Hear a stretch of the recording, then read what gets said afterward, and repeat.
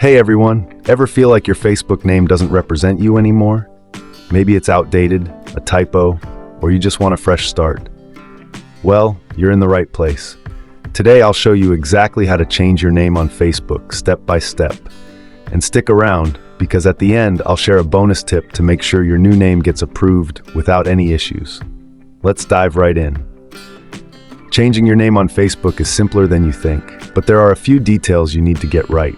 First, open your Facebook app or go to the Facebook website and log into your account. Once you're in, tap on the menu icon. That's the three horizontal lines at the bottom right of your screen on mobile, or top right if you're on desktop. Scroll down and tap on Settings and Privacy, then select Settings. Under the Account section, tap on Personal Information, and then choose Name. Now here's where the magic happens. Enter your new first name, middle name if you want, and last name. Before you hit save, make sure you double-check the spelling.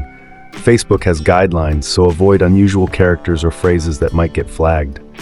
Once you're happy with it, tap Review Change.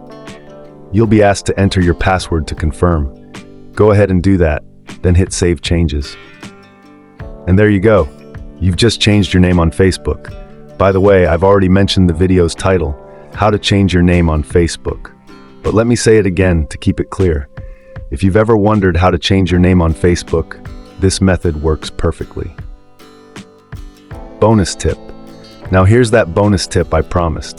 Facebook doesn't let you change your name again for 60 days after you've updated it. So take your time to choose the right name before you hit save.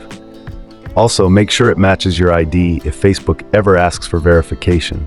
This way, you won't run into any trouble later. So, what name are you thinking of switching to? Drop it in the comments. I'd love to know. And if this guide helped you, don't forget to give this video a thumbs up, subscribe for more easy tech tutorials, and ring that bell so you never miss an update. Thanks for watching, and I'll see you in the next one.